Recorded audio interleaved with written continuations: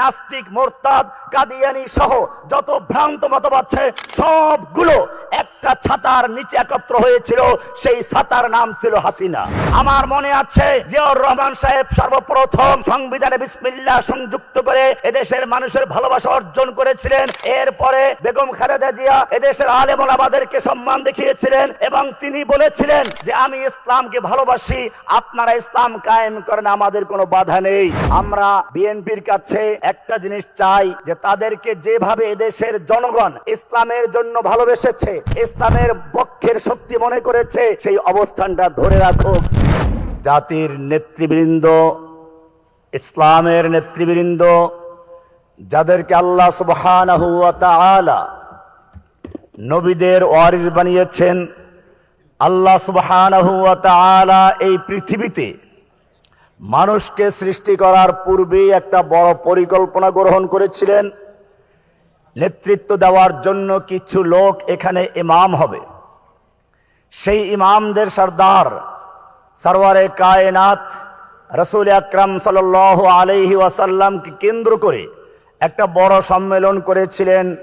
সূরা আলে ইমরানের 81 নম্বর আয়াতে বলা হয়েছে, ওয়াইদ আখাযাল্লাহু মিসাকান নাবিয়্যিনা লামা আতাইতুকুম মিন কিতাবিন ওয়া হিকমা। সেই অঙ্গীকারের পরে সমস্ত নবী রাসূলগণ দুনিয়াতে আগমন করলেন। আল্লাহ রাব্বুল আলামিন বলছেন, ওয়াজআলনাহুম আইম্মাতান, আমি সমস্ত নবী রাসূলদেরকে ইমাম বানিয়েছিলাম। ইমাম মানে শুধুমাত্র মসজিদে ইমাম নয়, ইমাম মানে শুধুমাত্র ধর্মীয় ক্ষেত্রে ইমাম নয়, ইমাম হচ্ছে মানুষের জাগতিক, ব্যক্তিকেন্দ্রিক, সামাজিক, রাষ্ট্রীয় সব ক্ষেত্রে ইমামগণ নেতৃত্ব দিবেন। এটাই ছিল নবী রাসূলদের বৈশিষ্ট্য। আল্লাহ রাসূল সাল্লাল্লাহু আলাইহি ওয়াসাল্লাম বলছেন, কানাত বনু ইসরাঈলা তাসুসুহুল আম্বিয়া কুল্লামা হালাকা নাবিয়্যুন খালাফাহু আখার ওয়া আনা খাতামুন নাবিয়্যিনা লা নাবিয়্যা বাদি। বনি ইসরাঈলদের রাজনৈতিক নেতৃত্ব দিত নবীগণ। তাসুসুহুম মিনাস সিয়াসা, বনি ইসরাঈলদের যেমন ধর্মীয় নেতৃত্ব দিতেন নবীগণ, ঠিক তেমনি ভাবে তাদের রাজনৈতিক নেতৃত্ব দিতেন নবীগণ। এরপরে আল্লাহর রাসূল সাল্লাল্লাহু আলাইহি ওয়াসাল্লাম পর্যন্ত সেই ধারা অব্যাহত ছিল। তিনি নিজে একদিকে রাষ্ট্রনায়ক ছিলেন, আর একদিকে তিনি আল্লাহর পক্ষ থেকে ধর্মীয় দিকটা আলোচনা করেছেন। এরপরে তিনি ঘোষণা দিয়ে গেলেন, আমার পরে আর কোন নবী আসবে না, আমার পরে আসবে আলেমগণ, আল উলামা ওয়ারাসাতুল আম্বিয়া। সেই নবীগণের ওয়ারিস হচ্ছেন আমাদের এই উলামায়ে কেরামগণ। সুতরাং উলামায়ে কেরামরাই হচ্ছেন নবীদের ওয়ারিস, আম্বিয়া আইম্মাতুল কেরাম। শ্রদ্ধা আইম্মা মাসাজিদ ও আলেম উলামা, সম্মানিত উলামায়ে কেরামগণ, আল্লাহ রাব্বুল আলামিন কোরআনে মসজিদ সম্পর্কে আলোচনা করেছেন, ইন্নামা ইয়ামুরু মাসাজিদাল্লাহি মান আমানা বিল্লাহি ওয়াল ইয়াউমিল আখির ওয়া আকামাস সালাতা ওয়া আতাজ যাকাতা ওয়া লাম ইয়াখশা ইল্লাল্লাহ। এখানে 5টা বৈশিষ্ট্য উল্লেখ করা হয়েছে।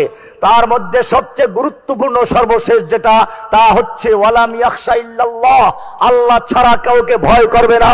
কিন্তু আমরা দেখতে পাচ্ছি বর্তমানে আমাদের যে ইমামদের অবস্থা, তাতে ওয়ালাম ইয়াখশা ইল্লাল্লাহর পরিবর্তে ওয়ালাম ইয়াখশা ইল্লাল কমিটি, ওয়ালাম ইয়াখশা ইল্লাল কমিটি। এইখান থেকে আমাদেরকে মুক্ত হতে হবে। সেজন্য প্রয়োজন সমস্ত আলেম ওলামাদেরকে, মসজিদের ইমামদেরকে ঐক্যবদ্ধ হয়ে ঘোষণা করতে হবে, ওয়াতাসিমু বিহাবলিল্লাহি জামিআন ওয়া লা তাফাররাকু, তোমরা আল্লাহর রজ্জুকে, হাবলিল্লাহিল মাতিন ওয়াল কুরআনুল আযীম, কোরআনে আযীমকে ঐক্যবদ্ধভাবে ধারণ করো, বিচ্ছিন্ন হয়ো না। যদি বিচ্ছিন্ন হও, কোরআন বলছে ওয়ালা তানাযাউ ফাতাফশালু ওয়া তাযহাবা রিহুকুম, যদি তোমরা পরস্পর ইখতিলাফ করো, মতবিরোধ করো, ঝগড়া করো, ফাসাদ করো, দলাদলি করো, জেনে রাখবে ফাতাফশালু, তোমরা ফাসাল, তোমরা হীনমন্যতায় ভুগবে, ওয়া তাযহাবা রিহুকুম, তোমাদের প্রভাব তোমাদের শত্রুদের অন্তর থেকে চলে যাবে।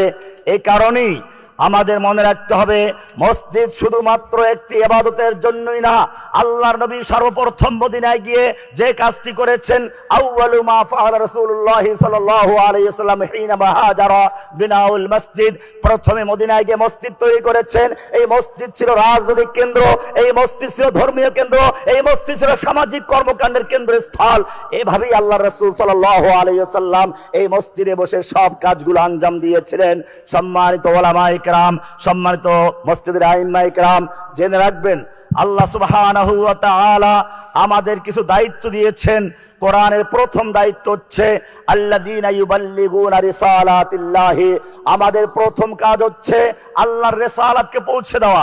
2 নম্বর কাজ হচ্ছে ওয়ালা ইয়াখশাউনাহু ওয়া ইয়াখশাউনাহু, আল্লাহ কি ভয় করা, ওয়ালাম ইয়াখশা ইল্লাল্লাহ, আমাদের আল্লাহ ছাড়া আর কাউকে ভয় করলে চলবে না। কোরআন বলছে সূরা মায়েদার 55 নম্বর আয়াতে, ইন্নামা ওয়ালিয়্যুকুমুল্লাহু ওয়া রাসূলুহু ওয়াল্লাযীনা আমানু, তোমাদের বন্ধু কোনো কমিটি নয়, তোমাদের কমিটির অন্য কেউ নয়, তোমাদের বন্ধু হচ্ছে আল্লাহ, তোমাদের অভিভাবক হচ্ছেন রাসূল, ওয়াল্লাযীনা আমানু, এবং যারা তোমাদের সঙ্গে 5 ওয়াক্ত নামাজ অংশগ্রহণ করে তারাই তোমাদের সত্যিকার বন্ধু, তারাই তোমাদের সত্যিকার আপনজন। আমাদের মনে রাখতে হবে কোরআন পরিষ্কার বলেছে যালিকা বিআন্নাল্লাহা মাওলাল্লাযীনা আমানু ওয়া আন্নাল কাফিরিনা লা মাওলা লাহুম। সূরা মুহাম্মাদের 11 নম্বর আয়াত, আল্লাহ বলছেন মুমিনদের মাওলা আছে, কাফেরদের কোনো মাওলা নেই। ওরা যতই দাবি করুক নেতা আছে, অমুক নেতা না, আল্লাহ বলছেন লা, ওদের কোনো নেতা নাই। যালিকা বিআন্নাল্লাহা মাওলাল্লাযীনা আমানু, মুমিনদের মাওলা হচ্ছেন আল্লাহ, ওয়া আন্নাল কাফিরিনা লা মাওলা লাহুম, কাফেরদের কোনো মাওলা নেই। সুতরাং মনে রাখতে হবে মুমিনদের ইজ্জতের মালিক, সম্মানের মালিক সবকিছু আল্লাহ। কোরআন বলছে সূরা নিসার 139 নম্বর আয়াতে, আল্লাযীনা ইয়াত্তাখিযুনাল কাফিরিনা আউলিয়া মিন দুনিল মুমিনিন, যারা মুমিনদের পরিবর্তে কাফেরদেরকে বন্ধু বানাতে চায়, ওলি বানাতে চায়, তারা কি মানুষের তাদের কাছে ইজ্জত চায় না? সমস্ত ইজ্জতের মালিক আল্লাহ সুবহানাহু ওয়া তাআলা।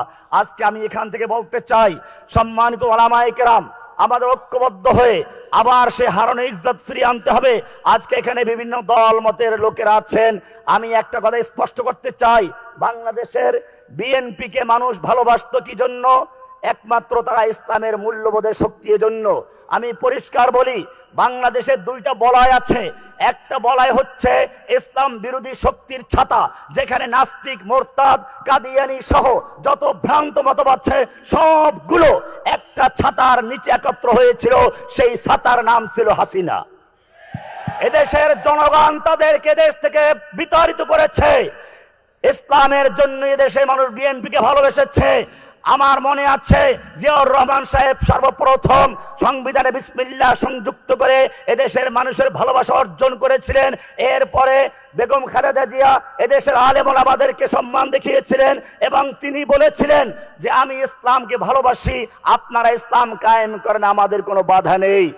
এজন্য মনে রাখতে হবে, আমরা এই জালিমকে হটানোর জন্য কারা নির্যাতন শুধু বিএনপি বা জামাত এককভাবে কেউ করে নাই, এদেশের সব মানুষের অবদান ছিল।